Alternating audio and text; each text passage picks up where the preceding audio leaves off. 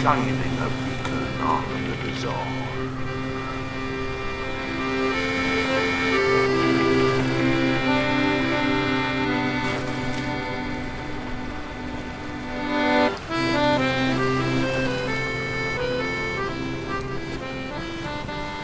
I tell you what, Arkin, there's nothing quite so pleasurable about looking across the seas and waves with our lovely telescopes, is there? Oh, it's beautiful. It's one of my favourite things. Oh, I love it, yeah, you know. I don't know, yours looks so much better than mine. Well, the thing is, this one is actually it's an antique. This is it's not from Nelson's flagship. This is actually from one of Nelson's ships in his fleet. Is it? Yeah, it was one of the only ones that didn't go down with the vessel.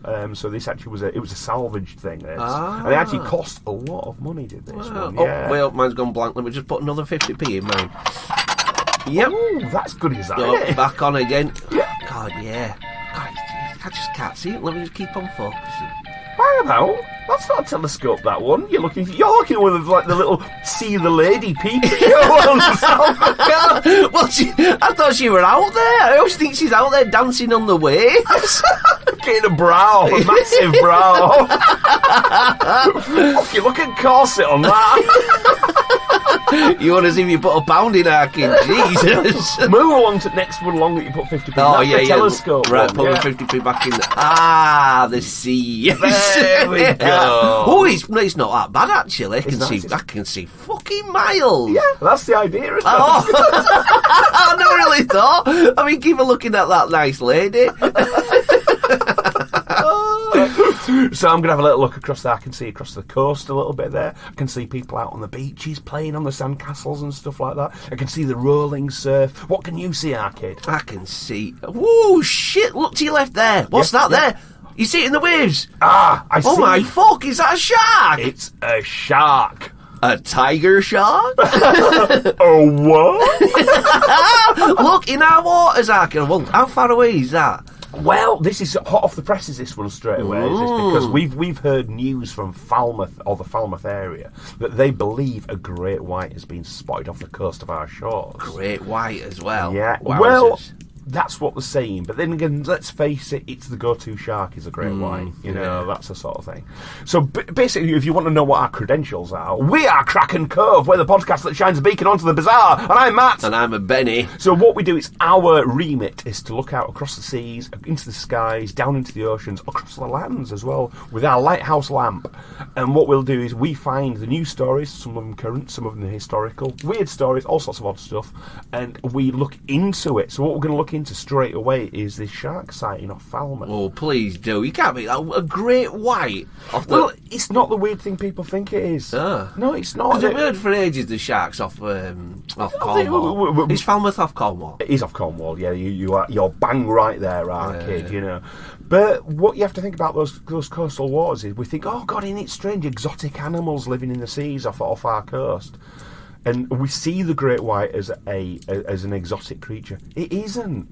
It's quite a common creature. And then one of the most common sharks off of our coast is the mako shark. Mako? Yeah, the short fin mako is one of the ones that comes... And it is a direct relative of the great white. All right. Is it a big boy? It's a big lad, but nowhere near as big as the great white. Yeah. It's more of a tuna hunting shark, is it? Tunas are bloody massive. I've gone on it before. They're surprisingly that's big. It. So they're surprisingly big and fast. Yeah. The mako is the fastest swimming shark in the ocean. Wow. So it is literally fast as a speeding bullet kind of thing under the water, is the mako shark. Could that be a mako then? It's not a mako shark. All right. Is it a great white? And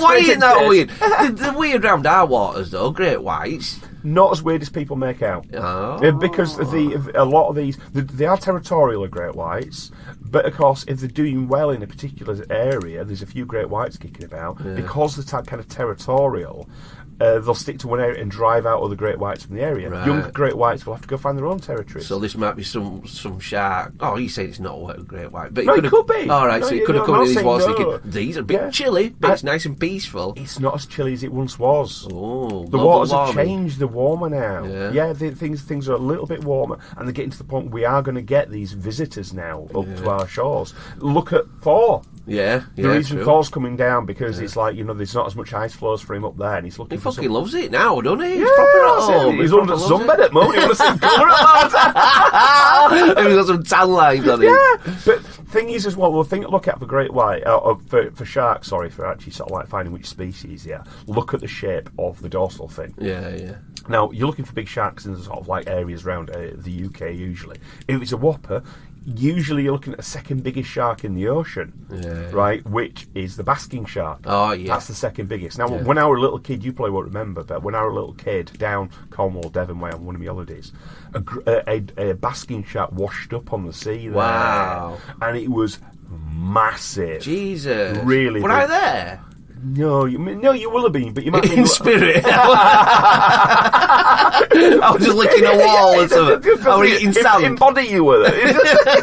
Just eat mouthfuls of sand. I was just running into the sea, wasn't I? Sorry, you had to tie me up or something. Yeah, you just run into the sea all the time when you were a kid.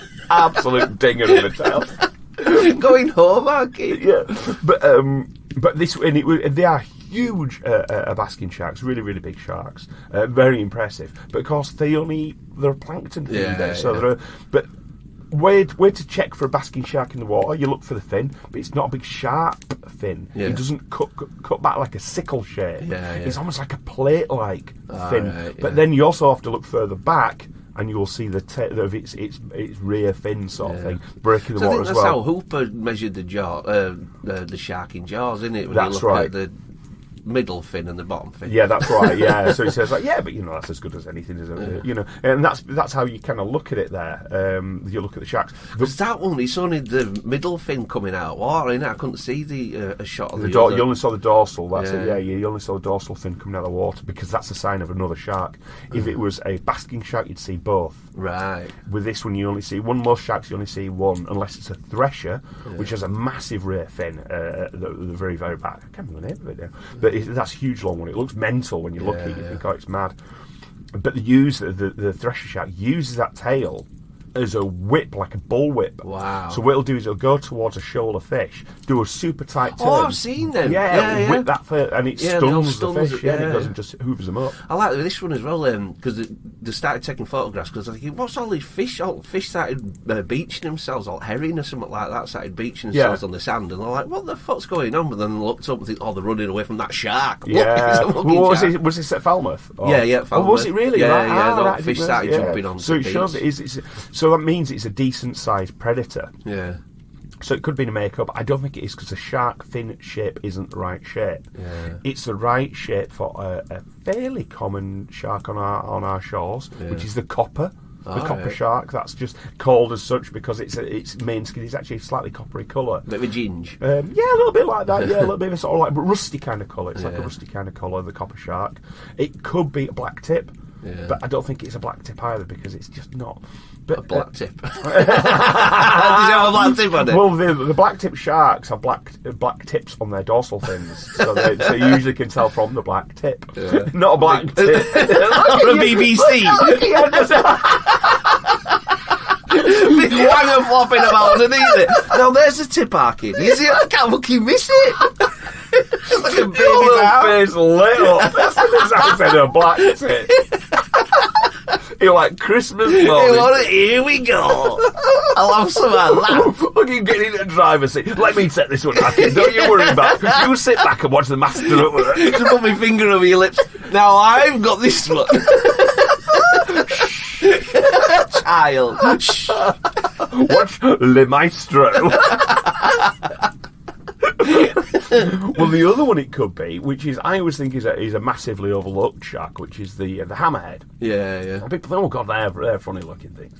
The hammerhead is one of the most vicious and aggressive sharks in the ocean. They're scaring me a lot, damn it. They're lot fucking off. And there's shoals of them. They have the massive shoals. Some of them in shoals, and some of them are huge. Are they? Yeah, really big, knocking on great white sizes. So when we're thinking, a great white, we're always whittering about this one particular shark.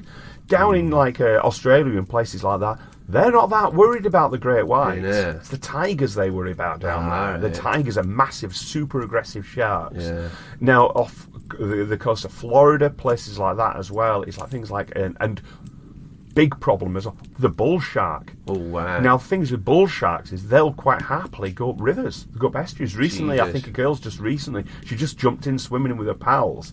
didn't realise a fuck-off bull shark in the river Wow. completely murdered her. Oh my God! Just bit her to death. Near as damn it ate her. Yeah, yeah. God. So she's going for a swim with her pals next to her. This thing, it is literally like jumping in the river bloody wharf and a shark just coming up and holding you down. Because it was that far in. Yeah. We're talking sort of like dozens and dozens of miles up river. Oh God. The problem they have with a lot of places, like in places like Florida and other places, is like when they have massive amounts of flooding. Oh, all right, yeah. They get into the lakes on golf courses. Oh my God. So there's some golf courses in places. Now, you if you were to Google out there, you just Google sort of like bull sharks golf course, you will find massive lakes just with bull sharks in them. And they're still there. They haven't like took them out. Well, how do you do it? Dynamite. Well, yeah, a little bit extreme. Look at that. Oh, crocodile! You want? Oh my God! When you lose a ball there, you lose your ball. Yeah, don't you? that's it. You don't be going for in for it. You know what I mean? Shit. It's like, yeah, that's it. You know, but it's Bloody bull shark! bull sharks. Yeah, the massive. So let's say you get a normal shark, chucked it into a freshwater lake. How long is it going to die? Yeah. How long? It depends on the Just shark. because it's saltiness. I don't get. It's just a bit of salt in it. I don't get it. Yeah, but it's also like, say, you chuck you in fresh water for a while, you'd be all right for a while. Yeah. Chuck you in salty water, within a few days you start to sort of peel. Yeah. The salt reacts with your skin, and it's almost like and I think it is as well. It's also oxygen extraction. It's basically the environment you're meant to be in. So imagine like air, right? Well, it is a better analogy. So with air, there's certain air you can breathe and things like this, you know what I mean? Yeah. But if I will put you in an environment where there's also another chemical in the air which you're not used to, and you're sucking into your lungs. That's the other way around it'd be bad. You know, if you've got a saltwater shark and you put it in salt water, you think, yeah, he ain't used to salt. Yeah. But it just be nice clean water, you think it should be chill. Well, I think it's where you have to think as well is there's some creatures can handle both. Now you look at things like salmon, eels, things like this. These are creatures which have to make actual physiological changes to themselves to go from one environment to another. They actually physically alter fucking to eels. enter. I don't get it. I don't believe in eels. Fucking like telling me it's not like no, eels don't do that. Go and check that shit again. He's mad. We'll have to cover eels. Yeah, eels are very, very fucking interesting weird creatures, and so they have to go through physiological changes to adapt to that next environment they go into. Yeah. And it's because why waste the energy? If you can find a perfect environment, you're in all the time, right? You shouldn't have to change from one ammo to the next if you like. Yeah. If you're in salt water, adapt perfectly to salt water. Don't leave salt water. It uses a minimum amount of energy. Yeah. Same with fresh water. If you're in fresh water, that's all you need to be in, right? You start changing the chemical composition of the liquid or the environment you're in, and you're adapted for both. Massive waste of energy, you know? Isn't it? Yeah. But unless you're a specialist, which is things like the bull shark. Now, a lot of shark species actually start life in brackish water anyway, which is semi-salt, fresh water. And the reason is because sharks are all cannibals. Oh yeah. So if you're nearby, bigger sharks will eat you, and if you're in a perfect environment for sharks, which is where sharks want to grow up in, because it's a shark-friendly environment, there's other sharks there which will eat you. Yeah. So quite often they'll go places like mangrove swamps. They'll go areas they can hide in and tuck amongst the roots and stuff, and river estuaries and things. Turn into a big fish and then come out. Big fish and come out. That's it. But when they come out, they're almost like permanently. This is my environment now. You know. Yeah. A lot of sharks do like to hang around with places where river estuaries do flood out into the sea, because there's a lot of food and nutrients come down out through that sea. What, like a sheep falls in or something? Not just that. There's other fish coming out there to sort of like salmon coming out there. There's other things, and because there is foodstuffs and things in those areas in the water, not sheep necessarily, but occasionally there might be something like that. But because there's organic matter off the fields comes down and not off the land. Smaller fish will eat that. Then bigger fish will eat those smaller fish. It's like a chain arcade. It is a chain arcade, that's it. So because it creates a nutrient-rich environment, like a coral reef, things like that, it attracts smaller fish, bigger fish, bigger fish, bigger fish. That's the sort of thing. That's Cardboard box. Yeah, kind of like that. Yeah. Not raving now, arcade. Flashback. So the actual talk of the idea of there being like a great white in these waters, although it's one of those things, it creates panic, and it doesn't help at all, because one of the issues they have with Jaws is it creates such a panic about the great white, people start killing them in the millions, and everyone learned to fear sharks. Now I can remember being a kid when they talked about going in a shark cage. people said, "Are you mental? The idea of going into a shark cage is insane. You can't go in a shark cage in water with sharks because sharks will get you." So people were doing it and think, "Oh bloody hell, they're fine." Next thing you know, the people were actually getting in the water without a shark cage on, in amongst sharks. And even that, I thought, well, it's just suicidal. But then they realised, bit by bit, they realised the actual behaviour of sharks is quite predictable. You know, they're not. They're well brave, aren't the photographers and that? They just tap it on nose and that, and just keep an eye on it, and just like you get your angles right with them, don't you? Yeah, with certain things here. I still wouldn't do it. I won't. Would I? Sure. So the idea of these sharks rocking up in our oceans isn't such a strange, in our waters, isn't such a strange concept. Great whites, we shouldn't be afraid of them, and all the other little things that are rocking up. You know, know. But this was actually we first saw this story in a newspaper down in Cornwall, the Falmouth Packet. Packet. Yeah, which I think is a great name for a little song. I don't know if you can buy it as a newspaper. I know it's online, but I'd like to see. I'd like to subscribe to the Falmouth Packet. Yeah, that's cool. Yeah, good name. And the Packet is called that because there was a small kind of ship down there at that time called a packet. Now, a packet was a kind of boat that would go along. It was sea-going as well. Ironically enough, kid, it's a sea-going vessel which could actually go along hug the coastline, go up along transporting goods and services and things like this, getting stuff all about. Cozy. Right? But it'd also go up the canals and river systems. Oh, that's it. Just chugging along everywhere. Well, the original ones was just sail-powered, so they literally would be sailing upstream. Wow, you know. But eventually they did go the canals and be towed. So it would go everywhere, right? But what I Hear You Cry has got to do with anything to do with news? Is it sending news about as well? Is it a second job for it? Not a second job, but because they were so common and travelling around from town to town to town, they just spread rumour. They'd turn around and say, "Oh, yeah, we've just come from up coast. Have you heard about so-and-so's died? Or have you heard about this that's happened? Or we've seen something." You know. Or next week, if you're passing so-and-so, looking at if you can see Uncle Joe or something like that. Not just that, dropping off letters. Wow. So that too, so would say if you're going up to this, so these packets would transport all kinds of goods to people. Oh, it sounds a right cosy job, does that? I know. We weren't lighthouse keepers. We sort of like packet pilots. So that's why it's called the Falmouth Packet. It's because it's. Oh, that's really cool. Keeping the name. I like that. So far, the Falmouth Packet is my favourite newspaper in the world. Yeah. Well, I'll give it a little up there with the Brislington Free Press. But anyway, we've been blithering on a good while now. All right, we've covered a story, which is good. But what we need to do now, a proper bit of shining out for a little bit of proper classic casting. Ooh, bit of classic casting. Yep, here we go. Oh, nice.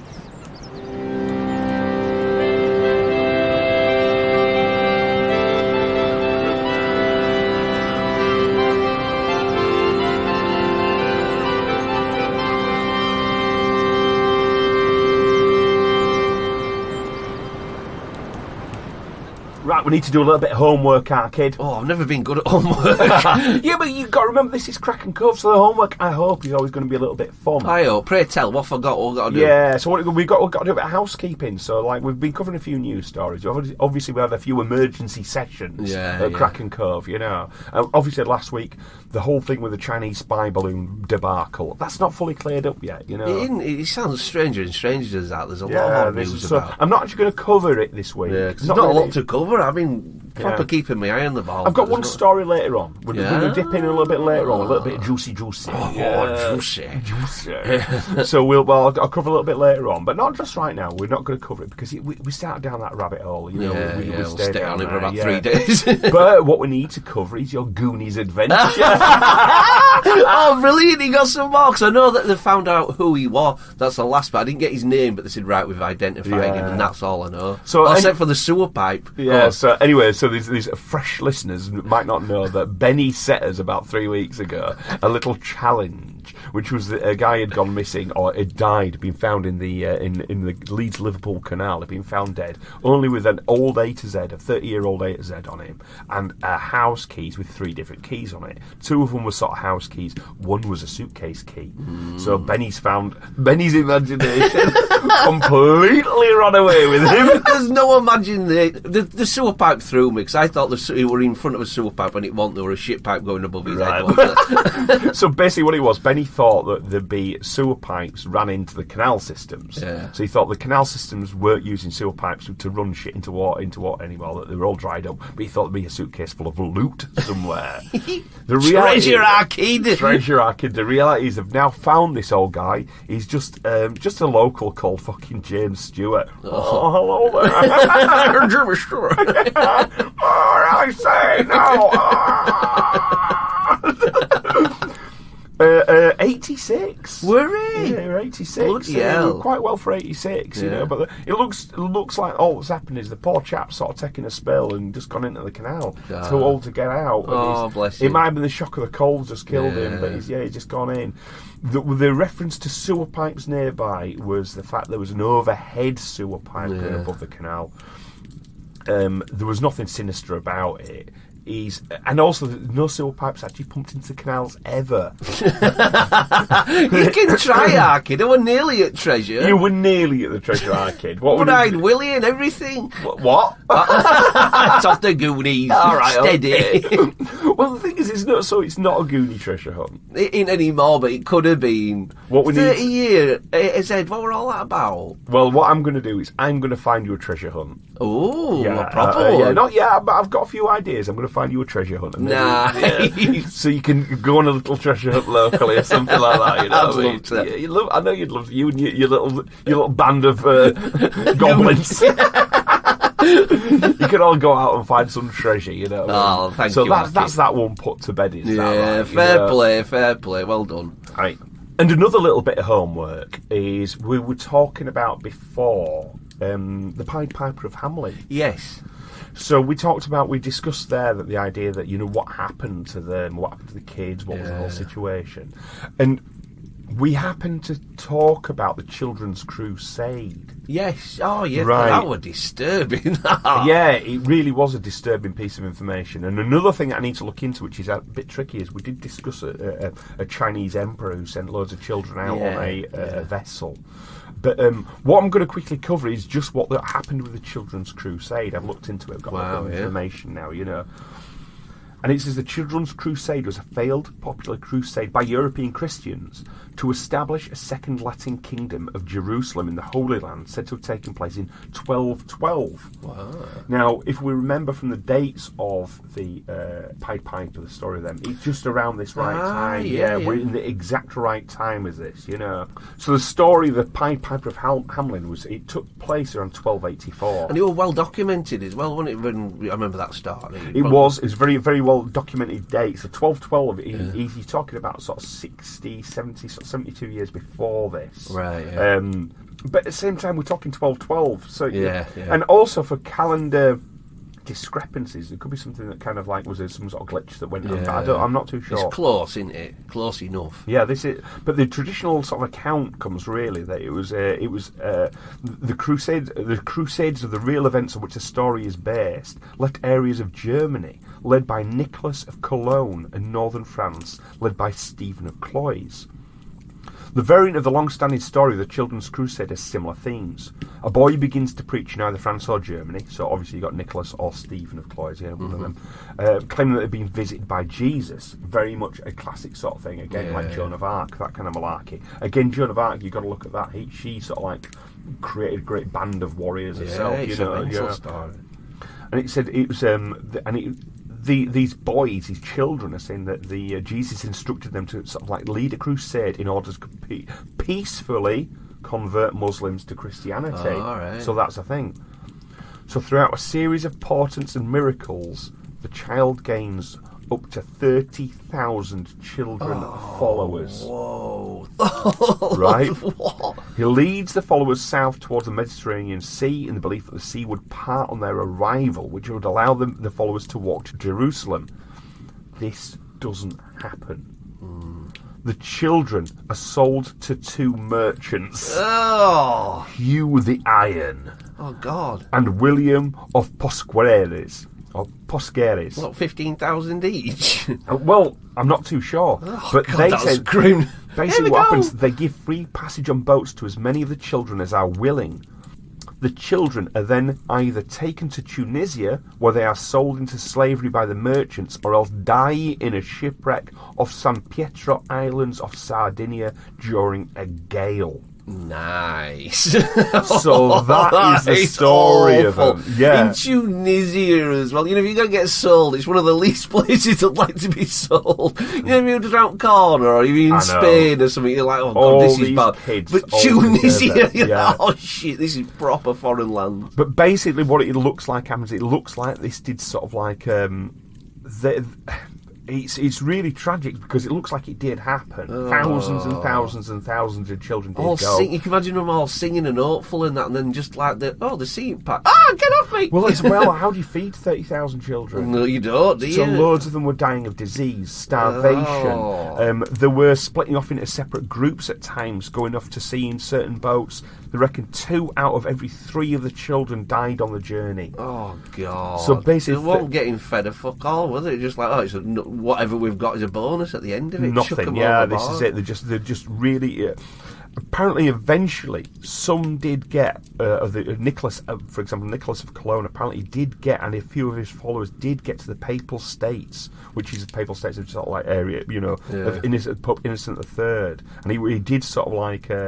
he did eventually say to them, look, you've had too much. Go back to your families. Yeah. It's like, it's a mad errand, yeah. And I think it was one of these things. Eventually, it was there was people did interject and sort of get in and think, look, for fuck's sake, this is horrible. Stop, Gary Glitter on board. Get on board, boys. But if you think of the equivalent was occurring, massively with his big fucking flares and his not really, Gary.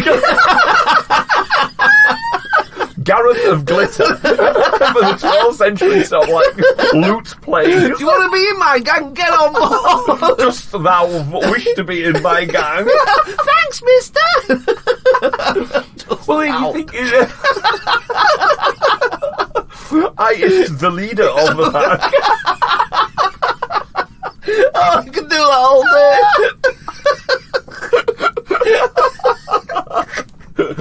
Lord Gareth of Glitter, once again, rimming us with all this little kids. Line them up. But you think of the predators, which will be just absolutely picking on these kids and that stuff. And again, once they've got to like places like Africa and stuff, the coast there, when the slavers have got them, children, hundreds and thousands, the money they would make off those children is off the charts. Going off subject, but just how mean people are. It wasn't long ago when they stopped using Congo children as alligator bait.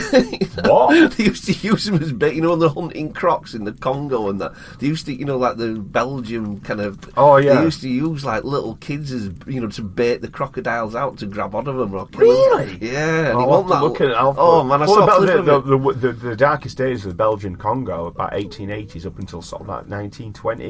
And this is what Heart of Darkness was sort of, It's sick. I've never heard book, Heart of Darkness. That is the dirtiest story I've ever read. Is the Congo story. I've never read anything as brutally industrial as that.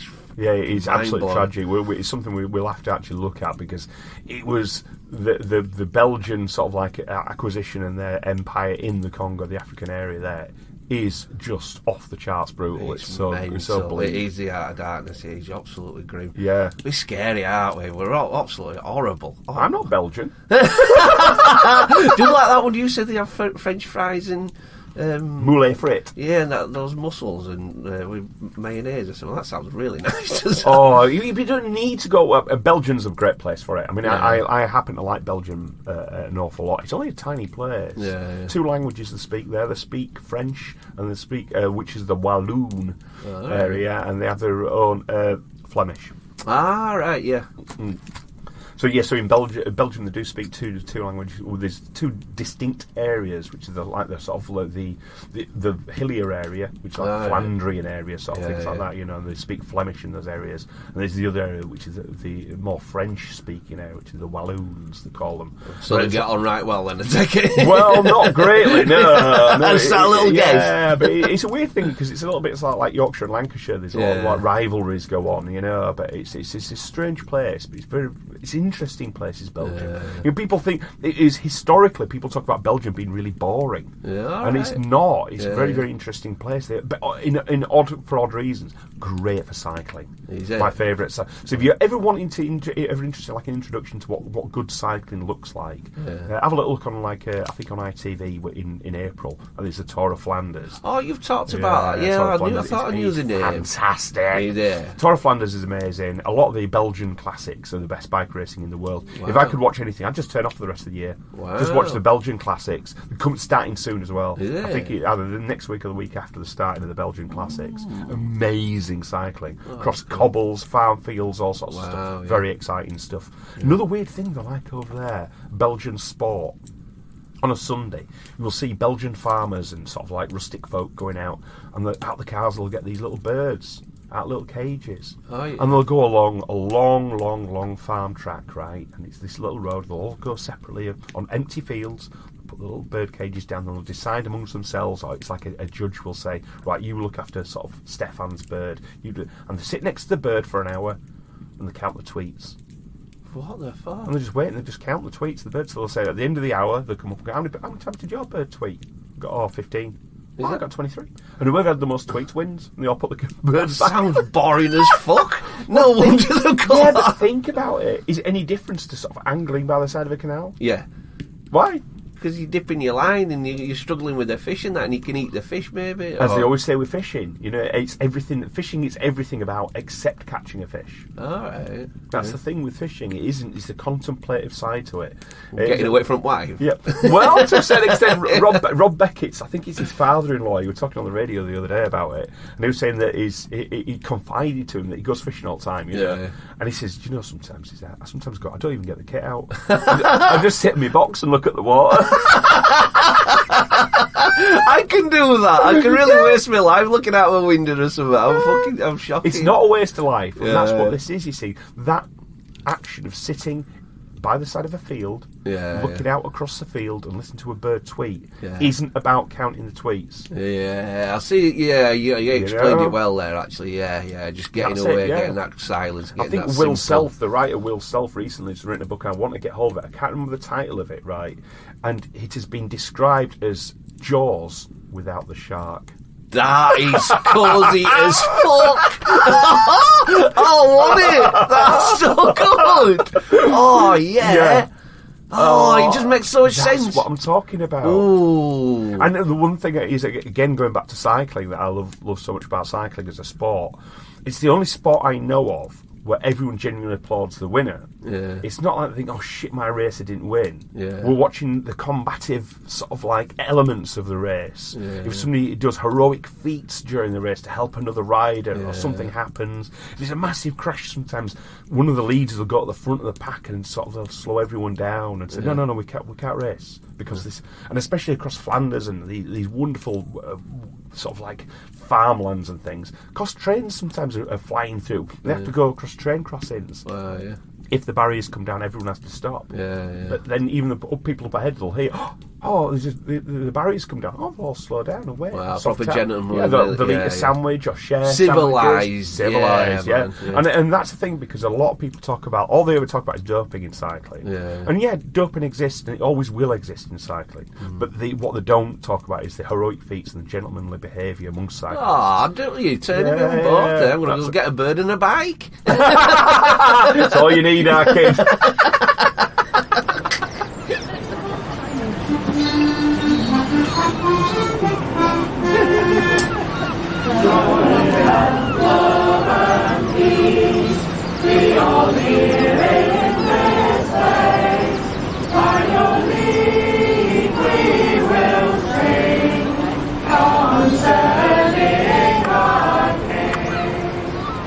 Now, I'm going to cover this one because this has been covered in a couple of other podcasts and stuff, and they're covered to a greater or lesser degree sometimes, and lesser quite often. But this is the German ballet director. Right? German ballet director. So basically what it is this guy, right, Marco Goeck, and he's the head of Hanover's State Opera's ballet company, right? Yeah. And there was a critic, and she's actually said, she said that she she said that she found this ballet. This critic has written a piece, and she said that the ballet is boring. She described it as boring, disjointed. Really had a go at it, right? And this guy, right, Marco Goek, he's really taking umbrage with this. Right? He's not happy with this criticism at all. So he decided to have it out with this critic, this woman, right? And what he's done is he's walked straight up to her. He's not said anything. This is that some doing it. It's at like his next... At the premiere of his new show. So she's there at his new show. At the start of it. At the start of it. And he's just marched up to her, taken something out of his pocket, and it's a bag. And it's dog shit. And he smeared this dog shit into her face. Okay, now I don't know the details of this. Were he barehanded? No, he had it. It was in a bag. Yeah. But he kind of opened the bag, so he's using the bag. He didn't get it on his fingers, yeah, which I admire him for. Yeah, I do. Yeah, I mean, if he'd just got a dirty fistful of shit, yeah, on a little cigar one out of his pocket, he was like, oh. Yeah, just made it like a crayon under her nose. So she had a proper shit touch. Full baba touch all the way around. Excuse me, like a ghost. You big Mexican bandito. He was in it as a crayon. So he did. Threw it on. He was full smit. Did it get her mouth, lips or eyeballs? As far as I can tell, it was. I think it got a mouth, nose, face. If it got in the eye, that's not just a foul. That is absolutely red card straight away. Man! I mean, this isn't a yellow card incident. Is the clips? Is the movies of this? I don't know. No, well, he has been sacked though from his own show. Yeah, well, because he's a director of a company. Yeah, so the company, the ballet company, said no, you can't. Mad bastard. How angry were he? Well, the thing is, I want to see. I mean, people say, as you just said there, is there any footage of him actually smearing shit on her face? No. Man. If I wanted footage, I want that look on his face when he's going around trying to find the right dog shit. Well, apparently it's from his own dog. All right. Apparently it's from his own sausage dog. Oh, that's cute. So he's been Wolfgang, hold still. Yeah. But it's that determined look on his little fucking German face when he's waiting to scoop up some shit, pop it in his pocket, thinking. And then tonight's the night. Yeah, so then he'll have had. Where will he have kept that shit first? Yeah, it'll be maybe on his sideboard, very carefully tied next to your keys, isn't it? Where your keys, the little baggie will be there. Little baggie there. Like just in the shower, but you're getting ready for the thing. Cologne on and all that, bit of a shave. All the time, that same glint in his eye, that determined glint, and all he can think about for that entire day, perhaps even for days, is smearing dog shit on a woman's face. That bit of getting it out, getting your bag ready, and yeah. I'd even go so far. When he did it, I bet he hurt her. Yeah, I bet he did with immense force. Yeah. Like when somebody goes too hard with a custard pie. Yeah, they do. Blood on it and everything.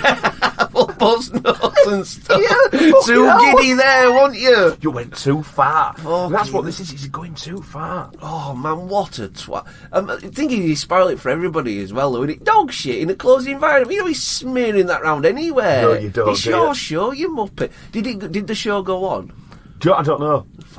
Do you know, inconsequential. Yeah, true. The main event had already occurred. What were her reaction? You're not even going to kick off. You're straight to ambulance. You must have spewed. Oh man! Oh fuck! I can't imagine it. Have you ever heard of battle finger? No. When I used to go to college, right, the lads would talk about that. Well, I never heard of it before. Battle finger. And there's one lad called Paul, right? And there's another lad. He says, "I'm going to give some sort of battle finger," right? And I'm like, "Good. What the fuck's battle finger, right?" Yeah. All the lads were going, they all knew about it. I think it's a Scarborough thing. These lads are from Scarborough, right? And there's two options. There's front or back. And basically, he did the front one. So what he did was he reached down. I think he'd been a few days. He hadn't been very clean. And he reached down and he got a good old scoop of smegma. So he got a big old scoop of dick cheese. Right. And he called to this other lad, right, and he smeared him under the nose with it, right? So he just grabbed it, and this is called battle finger. And he smeared him under the nose, and this lad's face, of course, right, first of all, first reaction, shock that somebody's hand is being so close to his face. Yeah. What are you doing? You've touched my face. Then he smelt up. Oh, fuck, I could blow chunks. I don't like this. This is doing funny things to my stomach. See, it is that smell and it won't go away. And he's just face, all colour just drained out of his face. And it was him just whispering. It's like, you dirty bastard. Oh, no. And he would look so ill. And because he can't get the smell out of his nose, it's all... And he's trying to rub his lip, and he's trying to get the smell of it, and he can't, because it's just all that. I'd wash it with the other person's blood. Yeah. Well, of course, the other one's a shit Tash. Baba Tash. Baba Tash. Yeah. Oh, I couldn't cope with that. I'd be really kicking off over that. I couldn't just take that as a laugh. I couldn't. No, I couldn't. I think that's why it's called battlefield, because you would be fighting straight away, yeah. My God, no. The only way to get anything back is blood. Is to fight. It is. You need that satisfaction. You've had your pants well and truly yanked down in the fucking... If you let that happen to you, where does it end? Where does it end, kid? That's terrible. Getting dog shit in your face. This is it. It's the ultimate sort. So in a weird way, has he got prosecuted? He must have had prosecuted. Well, there's all sorts of crimes going on there. There's assaults. It remains to be seen. We'll follow and see what happens to him. But basically, this guy, I mean, he's what a. It's strange to get that high up into you. You know, he must be doing all right to get those shows happening, and then he's just ruined it all. Yeah. A fucking bad review. Bad review. Can you imagine that? That's bitter, innit, that? Imagine when he gets a bad lecky bill and all that sort of stuff. That's kicking off Postman again. coming out with shit all over his face. Everybody. Yeah. It's happened loads of times. That's just go-to response. He's like a machine gun, is that little dog, innit? Just waiting, his hands just waiting. Dog trembling, looking like Finn. Come on, Boo-Boo. We need another one. Yeah.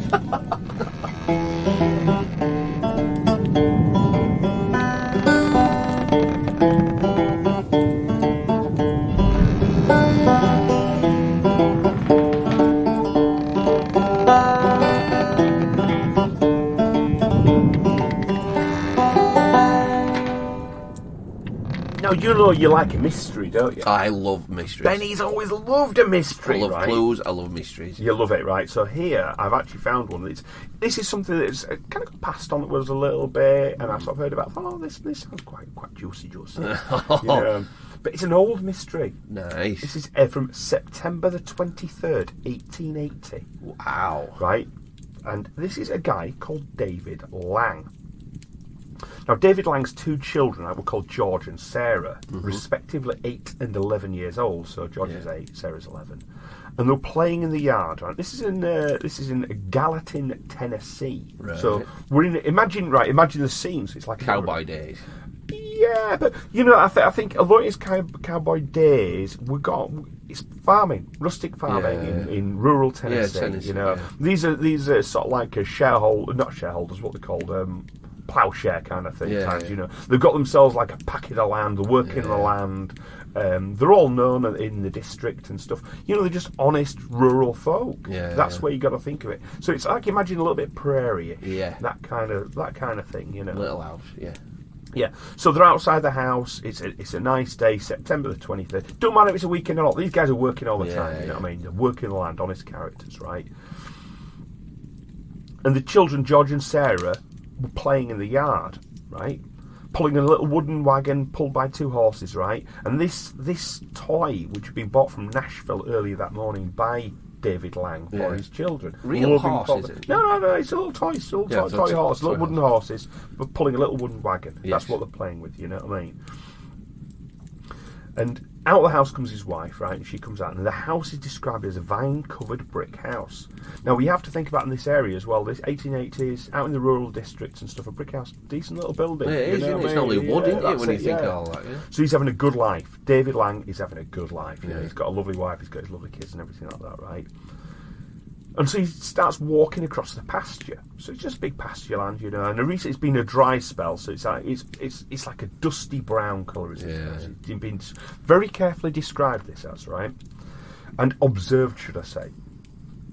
So there we got the image, lovely brick house, his wife just coming out, kids out playing in the yard, dusty land, you know what I mean, a bit of a wind blowing and things, you know, dry, sunny day, you know. And he began to walk across this pasture, and at the same time, Judge Augustus Peck and Lang's brother-in-law came driving up the lane in a buggy. The judge saw Lang in the field, right, and so they saw him there. Oh, hey, look, there's David Lang, you know, they're all waiting for him. Both people knew him well. They were sort of travelling to see him, right? Just about to shout to him to say hi, about to greet him. Lang disappeared. Right. He literally on the spot vanished. Whoa. 1 minute he was standing in an open field on which there was short grass but no trees, stones or fences. Oh. The next minute he was simply gone. Mrs. Lang and the two men went to the spot immediately where Lang had disappeared, thinking he must have fallen into a crack in the earth. That's what I was just thinking. There's some hole opened up or something. They found no such crack. Oh, God. Mrs. Lang became hysterical and was led screaming into the house. Someone rang a huge bell, you know, like a local chapel bell sort of thing, drawing people to the area, come and help, come and help. Yeah. People from all around the area rushed out to find out what was going on, rushed to the spot, massive search went underway, right? Nothing was found. Scores of people were searching the nearby land, but to no avail. Wow. So what do you do in a situation like that? They did something brilliant. They called in a surveyor and geologist to the area. Yes, baby. Get straight on it. Yeah, I love it. As soon as he got there, he examined the field and found limestone bedrock just a few feet underground. They scratched away the surface of the soil. They found stone, solid rock. God. No caves, no holes, no pits, cracks, no wells, nothing. Well, it's a big field to search, though, isn't it? It's got a... He examined a lot. Oh my God. There was no fracture in the bedrock whatsoever. Saying that, if you've got a whole town there, and they're all tooled up with pitchforks anyway, aren't they? Oh, yeah, they love a pitchfork. They love a pitchfork, And you've got them, like, combing it, you know, like a police search, you know, across the field, and it's just literally tap, tap, tap, tap, and find that crack, find that hole, we can dig him out some... Nothing there. Nothing there. And there's no earthquake activity. There's not a rumble. There's not a crack. There's not like a crunch or a grind or a boom. Nothing to say. If it's a field, you said it was short kind of grass or something. Or? Yeah. Well, it had been so dry that there's a term called it's called friable sometimes. So something's been so dry it turns a bit powdery. Yeah. So the grass itself is almost like something that can just crumble and dry off and blow away in the wind. Same as the soil. It's just very dry. Let's say if there were a crack and it, you know, suddenly swallowed him, all soil went straight into it, and you think you'd be able to visibly see it, something like that, a disturbance. Well, the thing is, yes, this is sort of true. So a month went on for the search went on. They kept on for a month searching for him, and curiosity seekers came to gawk. All the Lang servants, except the cook, quit with fear. Man. And a year later, the grass where Lang had disappeared had grown high and thick in a circle 20 feet in diameter. The area where it had been grown thick in an area like 20 fairy ring kind of shit. Not one of the farm animals would graze there, and it seemed free of insects. It was completely left alone, was this area. It was thought that an ominous presence hovered over that piece of ground. One day, early in August 1881, Sarah and George, his children, so they're only going to be 9 and 12 now, you know, they approached the green circle of high grass, and Sarah called out, "Father, are you anywhere around? This is the daughter." Oh man, that's heartbreaking. And there was no answer, obviously, you know. So, but she repeated the question 4 times. She was just shouting out, and they were about to walk away when they heard a faint cry for help. Oh God! A cry that came out of nowhere. Oh wow! Quickly, the children ran and got their mother, who returned with them to the spot and called as they had done. Her husband answered. Oh man! For several days the family returned, and each day when they called, the answering voice became fainter and fainter, until eventually there was no response. Oh man, that's awful. Isn't that terrible? Man, it's like poltergeisty, isn't it, in a way, you know, she's like sucked away into another dimension. I'm here, Mommy! Yeah! Oh God! Yeah. How about that? Yeah, that is proper dimensional shit, isn't it? And him being all right after a year, wherever he's gone, he either doesn't need food or he's getting food. Or is it like seconds to him? Time? Is it space? What is he in? It's a rift. He's gone into the fucking Twilight Zone, dude. Twilight Zone, yeah. Maybe it does sound like a pan-dimensional sort of thing, doesn't it? The ring of grass as well, and knowing it's there and thinking, what's all that about? And all animals are like, nah, I'm all right. Oh, we're not going there, yeah. Whoa. Weird, isn't it? Like family. Oh, God, that's grim. Family as well. It's like that's really hard. Well, you'd never settle again, would you? No, you wouldn't. You know what I mean? You've seen something, the veil has been lifted to a certain extent, you know what I mean? Something weird has been presented to you. And that evidence of the cry, the voice, the sort of... There were no reports of anything weird happening before that, like with the field or the area? Nothing. Absolutely just standard. A total one-off boom. Blip. That's it. Just one hit. Oh, weird. One strange occurrence. And the fact it was witnessed as well by a judge and by a relative. It wasn't just like the wife sort of saying like, my husband waiting Mason out in the field. Nothing. There was a witness from his own children. I'd still have a look in Cook's pot, wouldn't you, though? Everybody left but the cook. I'd be like, let me just have a little look in the large here. Just back off a minute. Where's fridge? Yeah, well, the amount of witnesses, that's the thing. Yeah. And I think the strong one is the judges, the independent witness, you know what I mean? That's the sort of thing. It's so fast and getting there, and Bell going in, and they've done everything right, getting experts in and stuff. It's like that. So I'm actually going to cover it as the next few weeks go on, a few of these mysterious disappearances, because this isn't the only one. Those kind of like cornfields are freaky anyway, aren't they? Sometimes there's some really good different types of films in that kind of land. It's haunting, isn't it? Running through cornfields, all that kind of place. Well, weirdly enough, one of the places they call it is liminal spaces, which is like places in between sort of thing. And I was actually at one yesterday. Oh wow! Yeah, I went to a place called the Devil's Arrows last night. Why? Well, I was. Last night. Yeah. I was up in the far reaches of sort of like North Yorkshire. I was up there last night because I was doing a market stall yesterday, and so one of the things. I'll post my little pictures and things of it where I was, because it's a little bit interesting, right? The Devil's Arrows. I'm going to show Benny a picture of one of the Devil's Arrows now. This is a photo I took last night. Whoa! What are those? They're like man-made. They're not standing stones. They are. What do you mean they're standing? Look at that fucker. Whoa, monolith. Yeah, massive. How old's that then? Is that between 5,000 and 7,000 years old? Wow. But when I say big, they are Go on, where were you on that photo? Oh, I'll be in about there. Wow. How many of them is there? So there's about 3 in a row. Yeah. So you've got 3 in a row. So I'm going to show Benny the other pictures of the. So that's fantastic. There's another one in the line like that. This is something I've noticed on the Devil's Arrows peck marks. These are called cup marks, which a lot of people say aren't true, but I think they're absolutely true. I think they're real, carved by Neolithic man. Yeah. And that's the third one.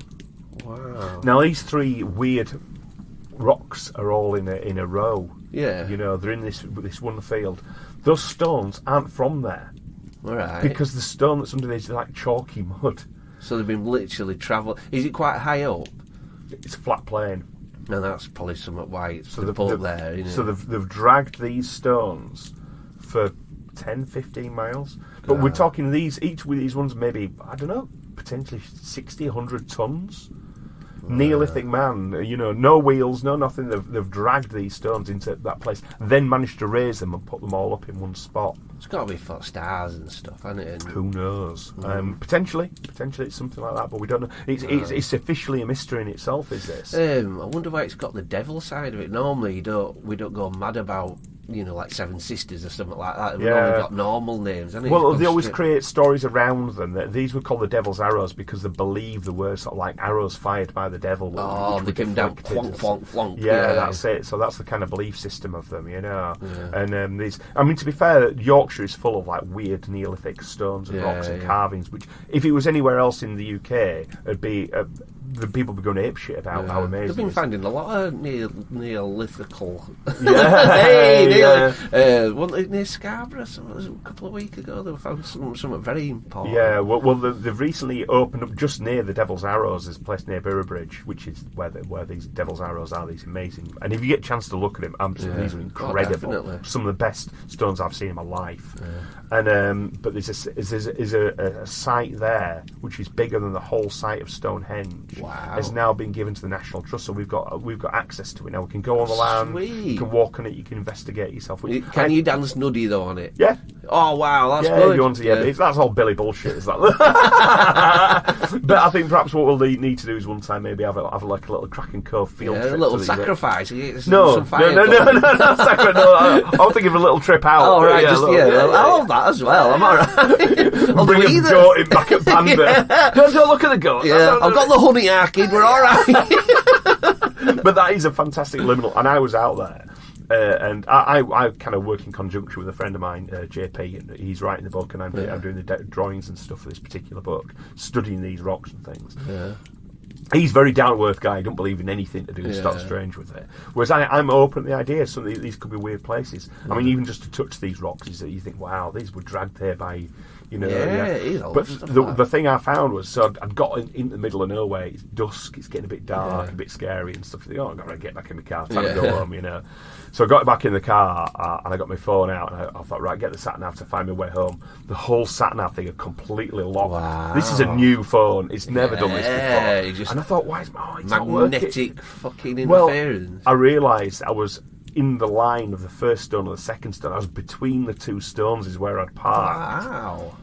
And it was only when I drove the car away a distance and had to reboot the phone that the sat nav would start working again. Make of that what you will. Exactly, innit? No, I love stuff like that. I really do love stuff So when you're talking about liminal spaces, weird places which have a weird vibe and atmosphere, this was one I was at just last night. As you say, certain cornfields when you're on your own in the middle of nowhere, very weird. And perhaps the field where David Lang went missing is just a similar sort of space. Jesus.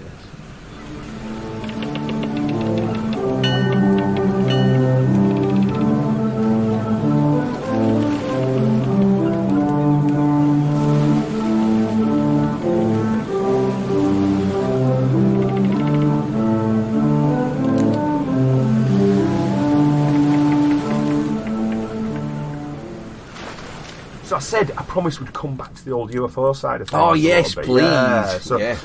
So this is actually this is a report. I mean, it's been reported here by one of my favourite sites. We talked about it before, Mysterious Universe. Yes, great little site is this one. Always finding loads of fun things to talk about. Right, this is actually an RAF transport plane. Right. So it's saying it was an Airbus A400 Atlas.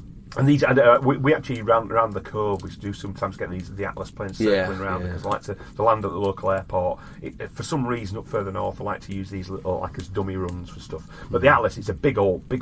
You know what I mean? It's flying around. So I have seen that. Yeah, it's fucking massive, isn't it? I saw it land going around Leeds and Bradford. That's right. Yeah. Jesus. And the thing with them as well is the immensely powerful plane. Yeah, you can see it, and you can see that you could just load it with tanks or something. Yeah, it's you crazy. can. You literally can. You can load it with tanks. It scared the crap out of me because I were up on a hill when it came by. So now think about this, right? This is November 2022. This occurred. Yeah. A few months ago. Yeah, not long ago. Right. Yeah. Now remember what we were talking about with the UFOs and things. Yeah. You know. So this it's a massive versatile transport plane used by the RAF. Air Forces, Germany, France and Spain use it as well, right? Mm-hmm. And they're saying that the plane just completed an instrument approach training at Newcastle and was climbing to 9,000 feet. So it's done its approach. It's pulling up, right, during a left turn, passing through about south of FL 75, right, which is about 7,500 feet. Yeah. One of the crew members on the flight deck noticed a UFO ahead, just to the right of the nose. Other crew members also saw the UFO as it passed quickly down the right-hand side. It was estimated to be level with the flight deck windows and a few feet outside the wingtip. Oh, God. That's how close they were to it. They say it was donut-shaped. Right? Right. Dark in colour. They said it was a very high chance of collision with it, but it somehow didn't do it. They think it could have been a balloon of some sort, but it's not a balloon shape they'd ever seen before. Hole in middle donut or jammy donut? Custard arcade. Yeah, all right. Well, I think what they're describing it as, imagine it's circular, but with either space or a dip in the middle. Or a jam filling. Sort of ring-shaped in some way. Yeah. That's what they're kind of saying. Wow. Now, I read it and reread it, these reports, and looked at another couple of reports as well. I saw the time of the event, the description of the event. From what I'm saying, they said they couldn't take any photographs. It was too fast. It spotted, it was gone, done. Wow. It seems like the outside of the craft or whatever it was lighter than the inside. So the inside was like dark, perhaps giving the impression of a hole, even though it was lighter around the outside, or perhaps even catching the light. And that does sound like the new ones, doesn't it? Very much so, yeah. Lower though, so at 9,000 feet, the other ones we said were respective, because I've looked into it again. The highest was 70? 65. 65, 40 odd. One of them was at 20,000 feet. This is lower again. Earlier, obviously, this is November. Sorry, Spy Balloon was 65. The other ones were 40 and then going lower. Yeah, that's right, yeah. So they're the ones, So they're saying this isn't the only ones that have been sort of seen at these sort of like the shape. Apparently now this, what they're calling now, is the donut-shaped aircraft. It's been seen a few times now. It's more and more over last year, towards the end of the year. Wow. Gulf of Mexico one was spotted. SpaceX apparently did report seeing a similar donut-shaped aircraft. Shit. So on some of their reports and things. I think the one it resembles mostly is the hexagonal shape. I think that's the one that it's sort of like it's looking like. You know? Especially that bit when, you know, it's still kind of talking about it, but when I like that we talk fresh about the 3 UFOs in America. That bit where you can't see a propulsion system. It's just, you know, we're kind of thinking, right, it's a balloon. So inside that balloon is the mechanics of it that can make it shift. Even that one that you reported saying that they could actually, they had the capabilities of getting Mach 4 or something like that. Yeah. You think, right, the donut-shaped one here. You start looking at it like UFO, and you're like, right, it's a donut-shaped UFO. But you think, is it a balloon? Is it somehow we've got the tech, or someone else has got the tech now? Well, the people on this particular plane, after calling it a donut-shaped craft and describing it as this and that, trying to describe it, not quickly, but eventually, as the day sort of like went on, as the days went on, they started to refer to it as the drone. Right. I don't think it was a drone. Yeah. I think they're saying it's a drone because it's an easy thing to kind of describe. What's a donut-shaped drone? Yeah. You know what I mean? I'm not sure that you can sort of... And another thing that is interesting me as well is, are they actually getting to observe these craft from all angles? Below, above, everything. Because another thing I find is immensely interesting, because I listen to, in the week, I listen to an aeronautical podcast, basically just talking about, they're just interested in planes flying, everything like that. And they covered this. Right. And they said, you have to remember, now they're approaching this aircraft, or these floating drones, which they're saying is relatively still. Yeah. They're approaching at 600 miles an hour. Yeah. Or they didn't even know where their missiles could hit it because it's stationary in the air. Now the Sidewinder missiles they use to blow up these drones, $500,000 each. I just, when I heard the price, I thought, why the fucking building quickly scooching out with helicopters to it? Did they need to go that fast to it? Why didn't they approach it with helicopters? They approached it with the overkill, sort of the idea of overkill. All right, one of them. See if it blows up. It does. Right, other two get the Chinooks. I think they'd have been better off with like a helicopter gunship of some sort. Exactly. Just hover next to it. You know what I mean? Yeah, just see if you can pick it off. Yeah. Just getting closer. Think, right, it hasn't flown away. It hasn't done anything. It's not attacking us. You know. Yeah. We're going to keep an eye on it. Get some more shit up here now. You know what I mean? Yeah. Get some, who's to know they haven't done that with different ones? I think the reason I think it's gone quiet for a reason. Yeah. You know, and I think, like I say, calling it balloons, calling it drones, calling it this, calling it that. It's all smoke and mirrors. It's suddenly like with Russia, you know, over Ukraine, like Russian spy balloons are everywhere now. You know, that's a big thing. You think, well, is it a drone or is it a balloon or is it part tech of each? You know, is this suddenly they're catching the phrase, or is it something that's actually there's loads of that technology out there now? You know, people do love a nice spy balloon. I think it's all there already, or it's something different. We don't know yet. It's all speculation. Full attack. Yeah, so we don't know, but we won't keep speculating. All we're doing is we're here to report certain exactly. things. We will speculate at times, obviously, but that's just a fresh little bit of information to say. We did talk about one of the other episodes. We did say we predict that there could be British balloons. Yeah, which I'm surprised they haven't been. Which we just have found. Yeah. Oh, yeah. There we go. So it's already happened before these other balloons. Yeah, so it's happened here. So we can report first real report at Kraken Cove. Well is saying that the British balloon. Perhaps we were the first place to get these. Fucking Scotch, you are, kid.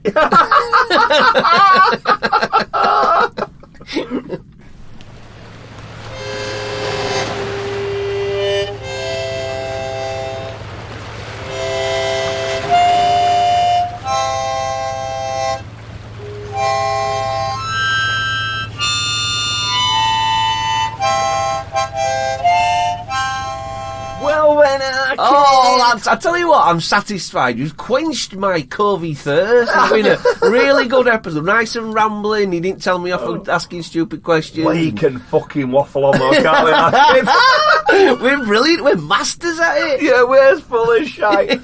Well, we've decided we are actually going to do a completely subjectless Kraken Cove. We should just step into it. Yeah, we're going to do one.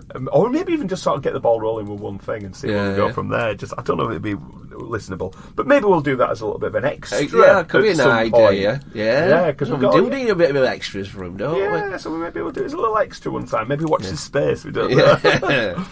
But we've got one last thing. We were like one last story, don't we? You know what I mean? It's cosy corner last ones. I like your last ones. You wind me down nicely. That's the thing. We need something sort of a bit cosy, don't we? You know. And this is about a gibbon. A gibbon. I even know what it is. Yeah. Cool. So what? I even know what it is. Oh, I thought you said you didn't. No. Wow, you are a blank canvas. I don't know what a fucking gibbon is. Yeah, I know what a fucking gibbon is. Gibbon you in a minute. You fucking hell, cock at what? I know what a fucking... My back's better now. I'm feeling all manly again. Right, but this is a little gibbon called Momo. Momo the gibbon. Momo the gibbon. Right. And she's lived in a Japanese zoo, right, in Nagasaki. Nice. Right, so it's all safe there now. You're all right. If you wanted to visit, right? So the 12-year-old white-handed gibbon lived by herself and was never joined by a companion. Oh. But they're all kept in in separate cages. The gibbons. They're funny creatures. The gibbons. They are social. I mean, I think if it was in a British zoo, we'd keep them in sort of all in a proper gibbon enclosure. But these particular gibbons, for whatever reason, they're kept separate. Bit bitey. I think it could turn a bit nasty, but quite quickly. So whatever reason, they're being kept sort of in the little cages, and they're kept separate by sturdy bars and chicken wire fences. They're kept in their own little areas of these things, right? But then suddenly, and this is a 12-year-old gibbon, it's a little bit older now for a gibbon, right? But suddenly in 2021, she gave birth to a yet unnamed male gibbon with black fur and white fur trimming around its face. Right. So she's kept in an enclosure completely on Could the her own. monkey stick his cock through fence? Could he though? I'm not so straight away. I figured it out. Apparently not through the fence. No. Could he chuck it through like Silence at Lambs? Here, come for that, Starling. Jizzlobber. Yes. Well, after enlisting a researcher to analyse the DNA in stool and hair samples collected last year from Momo, her child, and 4 potential fathers, the Kushima Zoo and Botanical Gardens on Tuesday announced the identity of the father, Aito, a 34-year-old agile gibbon. Agile's the word. He's got a bit to get in.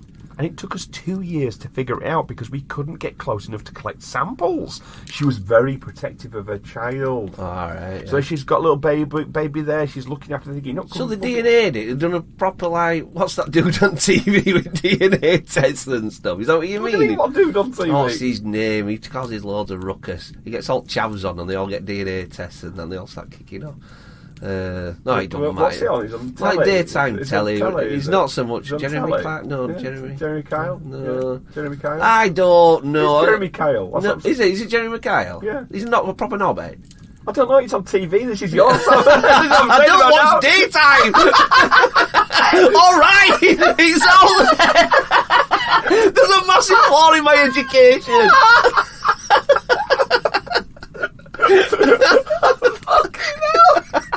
I think it is. This is your remit. Let's go back to Gibbon. Have the DNA tested that monkey? They have, yeah, and they found out it's fucking Ito, a 34-year-old. How's that happened then? Has he lobbed it over? What's happened? So the burning question has been, if she had never had direct contact with Ito the gibbon, how did she get pregnant in the first place? Well, the zoo had no hard evidence like surveillance footage, but Yamano said that Ape's point of contact was probably a hole in the wall measuring 9 millimetres in diameter, right? Full Gloryhole! A monkey Gloryhole!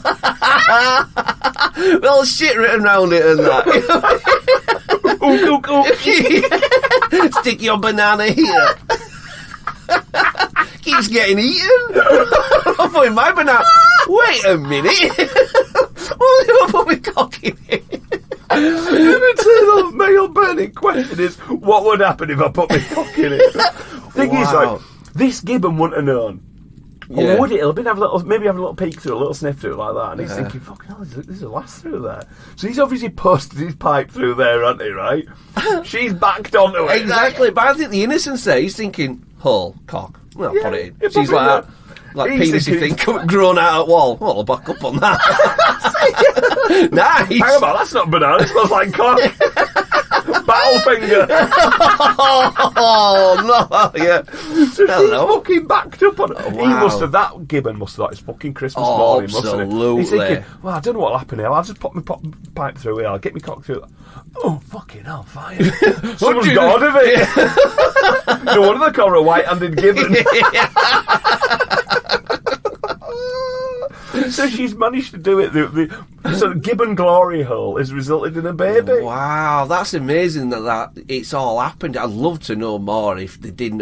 You're smelling a bit of poon through the hole or something. You thought, right? What gets me though, of this particular piece, it's written by Hanako Montgomery for Vice, and all through the piece she keeps saying, "Well, love finds a way." This ain't love, mate. No, this is like dirty bathroom sex.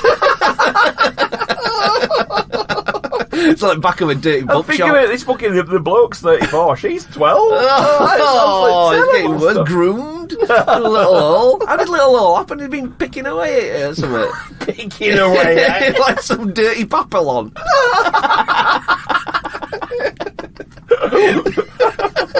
What's that other one? I forgot it's called. Not with Escape from Alcatraz. No, it's the other one. Andy. Yeah, that's it. Yeah. You see, my fucking knowledge comes through. Saved you there. Shawshank. There we go. You ever noticed another man's shoes? No, I fucking don't care. I've only seen it once. You don't want to watch it again. There is a really funny bit with his sisters. That joke has never got old for me and Lord Tolson. What's that? There's just basically the sisters. They're getting Andy in the showers. You know what I mean? Sometimes Andy could get away. Wait a sec. The sisters are a load of rapists in jail. You know what I mean? Right, I'm going to say you need to fucking. All I had in image because I have no memory of this whatsoever. I just imagine, these two sisters getting somebody in a male prison showers. All right, they're horrible, but the big tall ginger one's really threatening. He's like, anybody got to you yet? And Andy's like, no, I'm alright, Sam, mate. But if you look at his mate, you know, with the other sister, this dude's like soaping himself down next to him, and he's just doing this fucking face. I'm gonna have to show you. For fuck's sake. We put it through that crazy fucking app though, so Don't you dare show me anything. Ben's No. been using. Ben's been using these Nana apples. Benny. Just send me another one. For fuck's sake. I don't even know what that is. Let me just get to Yeah, so that's the edited one. Fuck me, no. But you should see him in the film. If you ever watch Shawshank again, just watch out for the sister scene. It's really, really funny. And I've read it all out. Yeah, true. But hang on, where were we? What were we talking about? Oh, we're about the monkey gibbons. You went to Shawshank, not me. So basically, it's like a Shawshank Redemption kind of thing. Yeah, picking away. But rather than taking his poster down and finding something like an escape hatch, he's not picking for freedom, is he? Just find a monkey's fanny behind it. Can you, I'm disappointed in him. Andy's pulling him. There's freedom behind it. Just pulls it. Imagine the sight of it though. You're passing thinking, why is that fucking gibbon pressing her ass against that wall? And you get around to the other side of it, and he's like fully big hairy body, squashed against the wall like that with a look on his face. You'd love to be on. Do you know where you can get between two? Yeah. You can seat wall, and you can seat both sides, but one out on the other. One out. Just peeking in between him. Yeah, little monkey, little lips just going like that. Yeah. At least anyway, there's a baby out of it. Anyway, that's really good. Yeah. Love finds a way. You dirty monkeys. Right, it's another bumper episode of fucking Kraken Cove. Here we go. Happy editing, our kid. I'm off to the pub.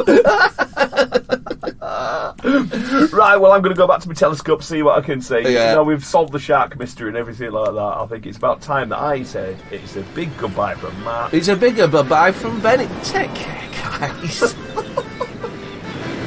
There are 3 ways you may contact Kraken Cove. Either by email at krakencovedpodcast@gmail.com, on Twitter @Kraken Cove, or Instagram @Kraken Cove Pod. Ha ha!